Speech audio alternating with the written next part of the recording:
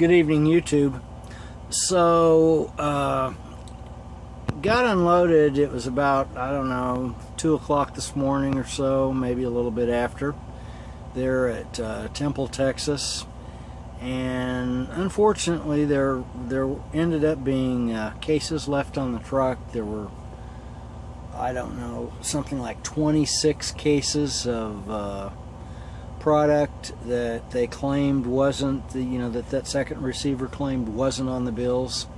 And so of course they rejected it. And then there were two that they said that were kind of crushed a little bit, and so they were damaged. A lot of those places will, if there's anything wrong at all with the case, they'll reject it in some cases. So this is one of those kind of places. So anyway, I had a total of 28 cases on there that were left over. So I had to, when I woke up this morning, I called the company claims department, and they had to contact the shipper and find out what to do with it. They, sometimes they'll tell them to donate it to a food bank or whatever, or take it to some facility, or the other chance is to just throw it away, kind of depending on what they think it's worth or if it's even worth messing with. So in this case, they said, well, just leave it up to the driver. The driver can get rid of it. And so ended up, it was dog food of all stuff, some kind of lamb, at least the 26 cases that they said weren't on the bills that they didn't order. It was some kind of lamb, but it was for dog food. It was dog food. So, and it had to be refrigerated. This was at 28 degrees.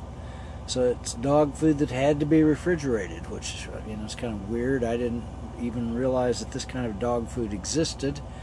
It was kind of like institutional dog food, I think. It's kind of weird, but so anyway, what I ended up doing, I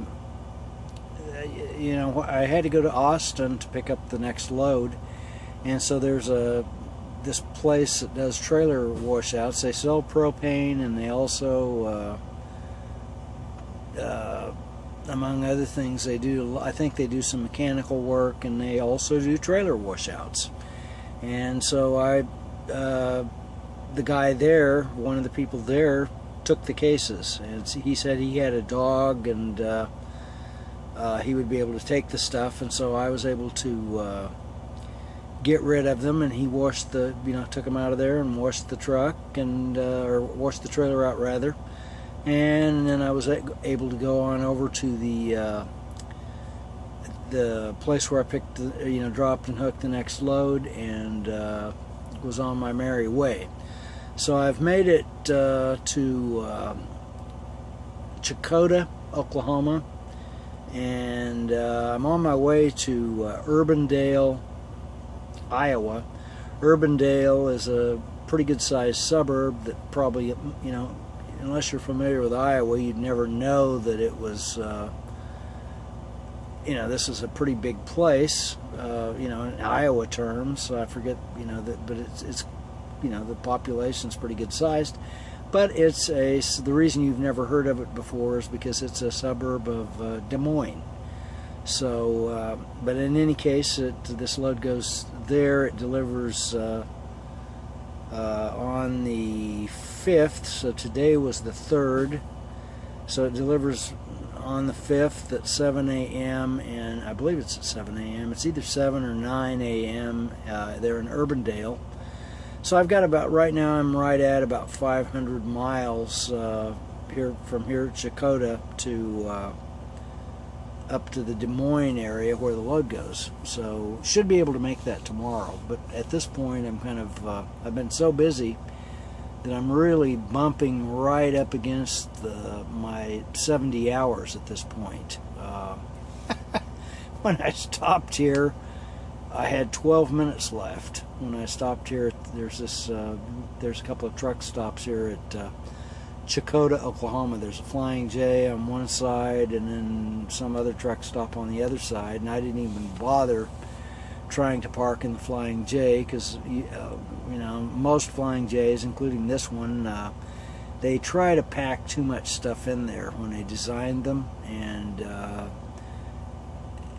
and for some reason everybody thinks that they have to park at Flying J. I don't know why, but or it's just one of those truck stops where you get a bunch of people that'll try to park in there, and I think probably the reason is because they don't want to have to walk very far to get their shower. That's probably the biggest thing of all. But so in any case, I parked across the street, and I did find a place to park across the street, although there's plenty of trucks parked in here as well. But so in any case, I'll be should have enough time on the hours that I gain at midnight. I should have enough time, just enough time really, to make it to Urbandale, Iowa.